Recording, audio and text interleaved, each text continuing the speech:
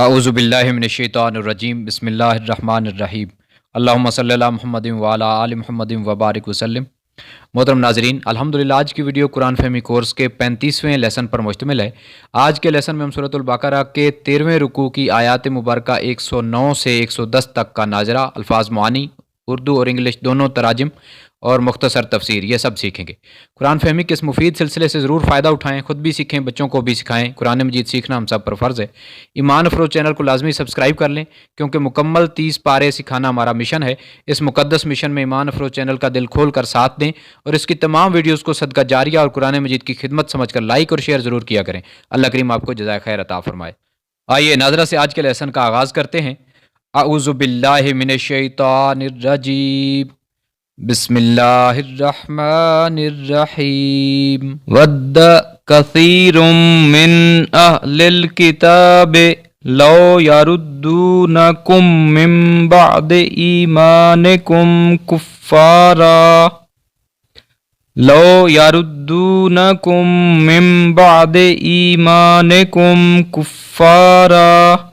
جیم وقف جائز کی علامت ہے، یہاں ٹھہرنا بہتر ہے، نہ ٹھہرنا بھی جائز ہے، اور سواد لام یہ الوصل اولا کی علامت ہے، یہاں ملا کر پڑھنا چاہیے۔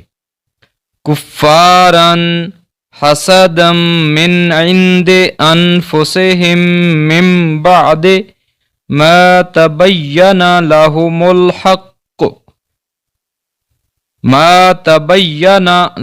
الحق فاعفوا واصفحوا حتى يأتي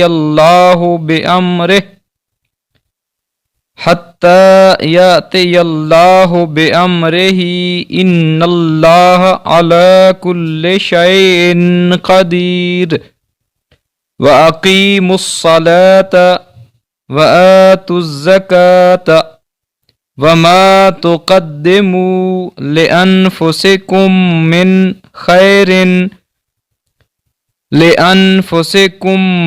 خير تجدوه عند الله ان اللہ بما تعملون بصیر۔ آئیے اب ان آیات مقدسہ میں آنے والے الفاظ کے معانی جانتے ہیں۔ ود وہ چاہتا ہے، ہی وشز، لو یردونکم کاش وہ تمہیں لوٹا دیں، they wish that they could turn you back, تبین واضح ہو گیا، بیکم ایویڈنٹ، فاعفو پس معاف کرو، سو پارڈن، وصفہو اور درگزر کرو، اینڈ فارگیو، یاتی اللہ بامرہ اللہ تعالیٰ اپنا حکم بھیجتا ہے یا بھیجے گا، اللہ سینڈز ہز کمانڈ، وما تقدمو اور جو کچھ تم آگے بھیجتے ہو یا بھیجو گے، and whatever you send ahead, تاجدوہ تم اسے پا لو گے، یو ول فائنڈ اٹ، ان اللہ اللہ تعالیٰ کے پاس، ود اللہ، تعملون تم کرتے ہو، یو ڈو۔ آئیے اب ان آیات مقدسہ کا اردو ترجمہ جانتے ہیں۔ ود کثیر من اہل الکتاب لو یردونکم من بعد ایمانکم کفارا، بہت سے اہل کتاب نے چاہا کہ کاش تمہیں ایمان کے بعد کفر کی طرف پھیر دیں، حسدم من عند انفسہم من بعد ما تبین لهم الحق، باوجہ اس حسد کے جو ان کے دلوں میں ہے، اس کے بعد جب کہ خوب واضح ہو چکا ہے ان پر حق، فاعفو واصفحوا حتی یاتی اللہ بامرہ، پس معاف کرتے رہو اور درگزر کرتے رہو یہاں تک کہ بھیج دے اللہ اپنا حکم، ان اللہ علی کل شیء قدیر، بے شک اللہ تعالیٰ ہر چیز پر قدرت رکھتا ہے، واقیموا الصلاۃ وآتوا الزکوٰۃ اور نماز قائم کرو اور زکوٰۃ ادا کرو، وما تقدموا لانفسکم من خیر اور جو کچھ آگے بھیجو گے اپنے لیے نیکیوں میں سے، تجدوہ عند اللہ اس کا اجر پا لو گے اللہ تعالیٰ کے ہاں، ان اللہ بما تعملون بصیر یقیناً اللہ تعالیٰ جو کچھ تم کر رہے ہو خوب دیکھ رہا ہے۔ آئیے اب ان آیات مقدسہ کا انگلش ترجمہ جانتے ہیں۔ ود کثیر من اہل الکتاب لو یردونکم من بعد ایمانکم کفارا، many of the followers of the book wish that they could turn you back into unbelievers after your faith. حسدم من عند انفسہم out of envy from themselves، من بعد ما تبین لهم الحق after the truth has become evident to them. Fa'fu wasfahu hatta ya'ti Allahu bi amrihi. So pardon and forgive until Allah sends His command. Inna Allaha ala kulli shay'in qadir. Surely Allah has power over all things. Wa aqimu salata wa atu zakat. And establish prayer and pay zakat. Wa ma tuqaddimu li anfusikum min khairin tajiduhu indallah. And whatever good you send ahead for yourselves, you will find it with Allah. Inna Allaha bima ta'maluna basir. Surely Allah sees what you do. آئیے اب آخر میں ان آیات مقدسہ کی مختصر تفسیر جانتے ہیں۔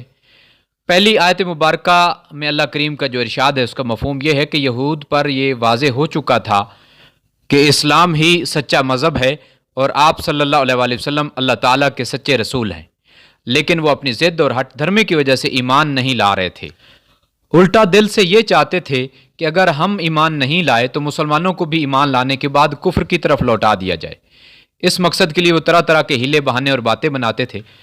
اس آیت مبارکہ کا شان نزول یہ ہے کہ غزوہ احد کے بعد یہودیوں کی ایک جماعت نے حضرت حذیفہ بن یمان رضی اللہ تعالیٰ عنہ اور حضرت عمار بن یاسر رضی اللہ تعالیٰ عنہ سے یہ کہا کہ اگر تم حق پر ہوتے تو تمہیں شکست نہ ہوتی، تم ہمارے دین کی طرف واپس آ جاؤ۔ تو حضرت عمار بن یاسر رضی اللہ تعالیٰ عنہ نے فرمایا کہ تمہارے نزدیک عہد شکنی کیسی ہے؟ انہوں نے کہا نہایت بری۔ آپ نے فرمایا کہ میں نے بھی یہ عہد کیا ہے کہ زندگی کے آخر لمحہ تک سرکار دو عالم صلی اللہ علیہ وآلہ وسلم سے نہ پھروں گا اور کفر اختیار نہیں کروں گا۔ اور حضرت حذیفہ بن یمان رضی اللہ تعالیٰ عنہ نے بھی فرمایا کہ میں راضی ہوا اللہ تعالیٰ کے رب ہونے پر اور محمد مصطفیٰ صلی اللہ علیہ وآلہ وسلم کے رسول ہونے اور اسلام کے دین ہونے، قرآن مجید کے اللہ تعالیٰ کا کلام ہونے، کعبۃ اللہ کے قبلہ ہونے اور مومنین کا آپس میں بھائی بھائی ہونے سے راضی ہوں۔ اس کے بعد یہ دونوں صحابی رضی اللہ تعالیٰ عنہما حضور نبی پاک صلی اللہ علیہ وآلہ وسلم کی خدمت اقدس میں حاضر ہوئے اور آپ صلی اللہ علیہ وآلہ وسلم کو اس واقعے کی خبر دی۔ آپ صلی اللہ علیہ وآلہ وسلم نے ارشاد فرمایا کہ تم نے بہتر کیا اور فلاح پائی۔ اس پر یہ آیت مبارکہ نازل ہوئی۔ ایسی صورتحال میں مسلمانوں کو اللہ تعالیٰ حکم فرماتا ہے کہ یہود کی باتوں میں آنے اور بات بات پر ان سے الجھنے کی بجائے معاف اور درگزر کرتے رہو۔ جب ان سے نمٹنے کا وقت آئے گا تو تم کو بتا دیا جائے گا۔ اور وہ حکم بھی بعد میں آ گیا کہ یہود کو مدینہ منورہ اور گرد و نواح سے نکال دو۔ چنانچہ غزوہ بنو قریظہ اور بنو نذیر میں ان کا بندوبست کر دیا گیا۔ اس آیت مبارکہ میں یہ بھی واضح فرما دیا گیا ہے کہ اسلام کی حقانیت جاننے کے بعد یہود کا مسلمانوں کے کفر اور ارتداد کی تمنا کرنا اور یہ چاہنا کہ وہ بھی ایمان سے محروم ہو جائیں، یہ حسد کی وجہ سے تھا، اور حسد بہت بڑا عیب ہے۔ حدیث شریف میں ہے کہ حسد سے بچو، وہ نیکیوں کو اس طرح کھا جاتا ہے جیسے آگ خشک لکڑی کو۔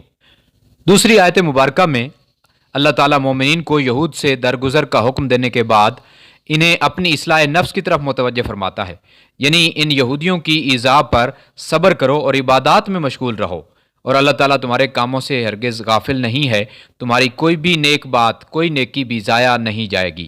آخر میں دعا ہے کہ اللہ کریم ہمیں ایمان پر ثابت قدم رہنے اور عبادات کے ذریعے اللہ تعالیٰ کی رضا اور قرب حاصل کرنے کی توفیق عطا فرمائے۔ جنہوں نے ابھی تک ایمان افروز چینل کو سبسکرائب نہیں کیا وہ اسے لازمی سبسکرائب کر لیں۔ نیکسٹ ویڈیو تک کے لیے فی امان اللہ۔ السلام علیکم ورحمۃ اللہ وبرکاتہ۔